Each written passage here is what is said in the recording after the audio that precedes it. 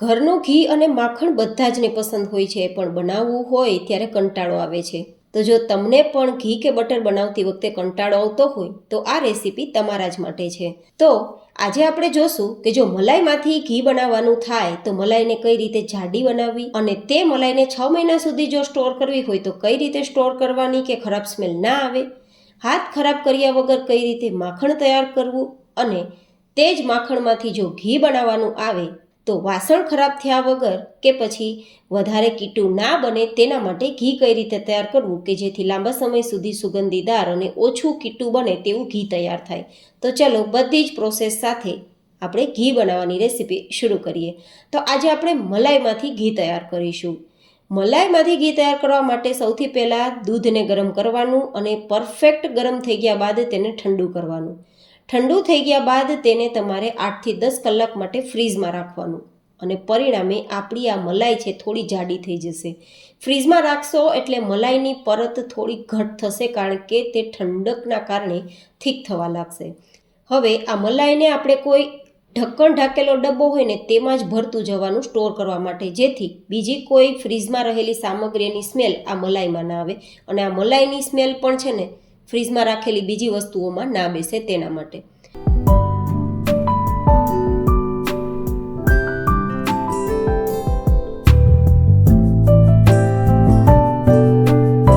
જો તમે ફ્રીઝમાં રાખશો તો 1 મહિના સુધી જ તમારી મલાઈ સારી રહેશે, પણ ફ્રીઝરમાં 6 મહિના સુધી તમારી મલાઈ બિલકુલ ખરાબ સ્મેલ નહીં આવે, આટલી સરસ રહેશે. 6 મહિના સુધી સાચવવી હોય તો આપણે ફ્રીઝરમાં રાખવાનું, જ્યાં બરફ જમાવીએ ને ત્યાં રાખવાનું. અને જ્યારે આપણે તેમાંથી ઘી કે બટર બનાવવું હોય ત્યારે તે ફ્રીઝરમાંથી ડબ્બો કાઢી લેવાનો. હવે આ ફ્રીઝરમાંથી ડબરો કાઢ્યા બાદ આપણે સીધું બટર કે ઘી તૈયાર કરવું હોય તો શું કરવાનું, કારણ કે આ તો એકદમ બરફની જેમ જામ થઈ ગયું છે, તો આ રીતે તો નીકળતું પણ નથી. જો હું કેટલો ઊંધો વાળું છું ડબ્બો તેમ છતાં. તો તમારી પાસે સમય હોય તો 4-5 કલાક માટે તડકે રાખી શકો છો આ ડબ્બાને, તો થોડું ઓગળી જશે અને પછી તમે તેમાંથી ઘી તૈયાર કરી શકશો. અથવા તો જો સમય નથી અને તડકો પણ નથી આવતો તો ડબ્બાને ખોલી તમારે 2 થી 3 મિનિટ માટે એકદમ ધીમા ગેસની ફ્લેમ પર રાખી દેવાનું, જેનાથી ડબ્બો ગરમ થશે અને આજુબાજુની સરફેસ ઓગળવા લાગશે.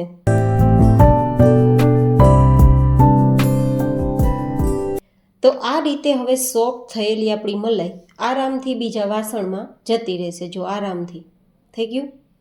હવે આ રીતે આપણે વાસણમાં ચોટેલી જે કાંઈ પણ મલાઈ છે તેને આપણે હાથ ખરાબ કર્યા વગર કાઢવી હોય ને તો થોડું હુંફાળું ગરમ પાણી ઉમેરવાનું, અને પછી આ રીતે તેને ચલાવવાનું, જેથી બધી જ સાઈડથી જે મલાઈ છે ને તે મેલ્ટ થઈ જશે, અને આ રીતે આપણે તેને ફરીથી આ મલાઈ ભેગું ઉમેરી દઈશું. હવે આ ડબ્બો ક્લીન છે અને હાથ આપણા એકદમ ક્લીન છે.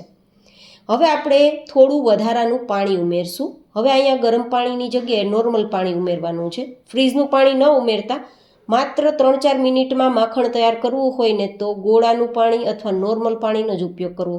જો આ આપણે માખણ બનાવતી વખતે ફ્રીઝનું પાણી ઉમેરશું ને તો તે ઠંડુ થઈ જશે, અને જેટલું ઠંડુ થશે તેટલું તમારે બ્લેન્ડર વધારે ચલાવવું પડશે, મતલબ માખણ બનતા સમય લાગશે. તો જ્યાં સુધી આપણે માખણ ના બનાવી લઈએ ત્યાં સુધી બરફ કે બરફનું પાણી કે ઠંડુ પાણી ઉમેર્યા વગર તમારે આ રીતે જરૂર મુજબ પાણી ઉમેરતું જવાનું, અને બ્લેન્ડરથી અથવા તમે મિક્સરમાં કરતા હોય તો મિક્સરથી પણ તમે તૈયાર કરી શકો છો.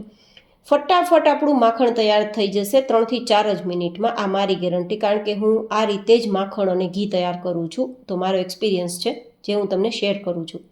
હવે માખણ બનતા જ માખણ છાશથી અલગ થઈ જશે, મતલબ આપણે જે પાણી ઉમેરેલું છે ને મલાઈમાં તે છાશ બની જશે અને ઉપર માખણ આવી જશે. તો માખણ અને છાશ બંને અલગ થઈ જાય ને ત્યારે સમજી લેવાનું કે માખણ તૈયાર થઈ ગયું છે. તો વધારે આપણે બ્લેન્ડર નથી ચલાવવાનું. જો એકવાર માખણ બનાવ્યા પછી વધારે વાર બ્લેન્ડર ચલાવશું ને તો પણ માખણ આપણું ચીકણું થઈ જશે. હવે આ રીતે માખણ તૈયાર થઈ ગયા બાદ તો હવે આપણે શું કરવાનું કે આપણું માખણ છે તે બધું જ ભેગું થઈ જાય અને વાસણ કે આપણા હાથ ખરાબ ના થાય. તો તેમના માટે આપણે અહીંયા થોડો બરફ ઉમેરવાનો અથવા ઠંડુ પાણી ઉમેરવાનું. મતલબ માખણ બનાવતા પહેલાં ઠંડુ પાણી કે બરફ નથી ઉમેરવાનો, પણ માખણ બની ગયા પછી તમારે થોડો બરફ અથવા ઠંડુ પાણી ઉમેરવાનું, જેથી આ બધું જ માખણ માત્ર 2-3 મિનિટમાં ભેગું થવા લાગશે. કે બરફ ઉમેર્યા પહેલાં આ રીતે જો બધું ચીપકતું હતું અને બરફ ઉમેર્યા બાદ આ રીતે આપણા વાસણમાં બિલકુલ માખણ ચીપકતું નથી, આરામથી છૂટું પડી જાય છે. અને બીજું એ કે આપણા માખણને આપણે છાશથી અલગ કરવા માટે હાથને ખરાબ કર્યા વગર અલગ કરવું હોય ને તો આ રીતે કાણાવાળો તમે ચમચો લઈ શકો છો અથવા જારો લઈ શકો છો અને આ રીતે તેને બીજા એક વાસણમાં મૂકી શકો છો, જેથી છાશ અને માખણ બંને અલગ થઈ જશે. બરફના કારણે તે માખણ ભેગું થઈ જશે અને આરામથી છાશથી અલગ થઈ જશે અને કાળાવાળા ચમચાથી માખણ ભેગું થઈ અને બીજા વાસણમાં તમે ટ્રાન્સફર કરી શકો છો, જેથી તમારા હાથ બિલકુલ ખરાબ નહીં થાય અને પરિણામે તમને ઝંઝટવાળું કામ એકદમ સહેલું બની જશે. હવે આ માખણ અને આપણે કદાચ માખણમાંથી ઘી બનાવીએ તો લાંબા સમય સુધી સારું નથી રહેતું. થોડા સમય બાદ તે છે ને તે સુગંધની જગ્યાએ દુર્ગંધ આવવા લાગે છે. તો તેના માટે આપણે માખણને બરાબર ધોવું, તેને સાફ કરવું જરૂરી છે. તો હવે આપણે માખણને બરાબર ધોવા કે સાફ કરવા માટે કાં તો ઠંડુ પાણીનો ઉપયોગ કરશું અથવા તો બરફના ટુકડા ઉમેરી નોર્મલ પાણીની મદદથી આ રીતે આપણે થોડીવાર ચમચો ચલાવશું ને તો બધું જ માખણ એકદમ સાફ થઈ જશે અને તેમાં રહેલો છાશનો ભાગ નીકળી જશે. આવું આપણે 3 થી 4 વાર કરવાનું છે, જ્યાં સુધી આપણું પાણી છે ને તે એકદમ સફેદ ના દેખાવા લાગે. અત્યારે જો છાશ જેવું પાણી દેખાય છે તે એકદમ સફેદ ના દેખાવા લાગે ને ત્યાં સુધી ધોવાનું. 3 થી 4 વાર ધોશો ને તો બિલકુલ છાશનો ભાગ નીકળી જશે. હવે આપણું આ માખણ છે ને તેને તમે એરટાઈટ ડબ્બામાં ભરી 1 મહિના સુધી ખાશો ને તો બિલકુલ ખરાબ સ્મેલ નહીં આવે, સારું જ રહેશે. અને આ માખણમાંથી જો ઘી તૈયાર કરવું હોય ને તો ઘી પણ એકદમ સારું સુગંધીદાર બનશે, બિલકુલ ખરાબ સ્મેલ નહીં આવે. તો મેં તમને પ્રોપર રીત બતાવી છે.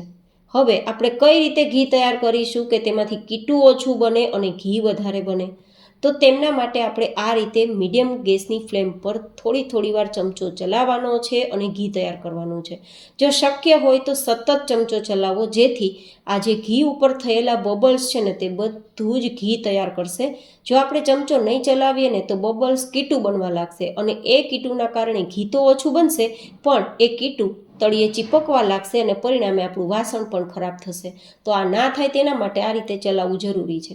હવે કઈ રીતે ખબર પડશે કે ઘી તૈયાર થઈ ગયું? તો ઘી તૈયાર થતાં તેનો કલર એકદમ પાણી જેવો ટ્રાન્સપરન્ટ આવી જશે અને થોડું ઘણું પણ જો કીટું હશે ને તો તળિયે જતું રહેશે અને ઘી ઉપર તરવા લાગશે. આ રીતે થાય ને ત્યારે સમજવાનું ઘી તૈયાર થઈ ગયું છે. તો નીચે ઉતારી લેવું અને નીચે ઉતાર્યા બાદ પણ એકદમ સરસ ઠંડુ કરવાનું. જ્યાં સુધી આપણું ઘી છે તે રૂમ ટેમ્પરેચર પર ન આવે, ઠંડુ ના થાય, આપણે ટચ કરતાં બિલકુલ ગરમ ના લાગે ત્યાં સુધી તેને ગાળવાનું નથી. પછી તેને તમે કોઈ એરટાઈટ ડબ્બામાં ભરવા માટે ગાળી શકો છો. અને ગાળ્યા બાદ હું તમને બતાવું છું કે માત્ર 1 ચમચી કીટું નીકળ્યું છે અને આ કીટુંને પણ ફેંકતા પહેલાં ઉપયોગ કરી શકાય.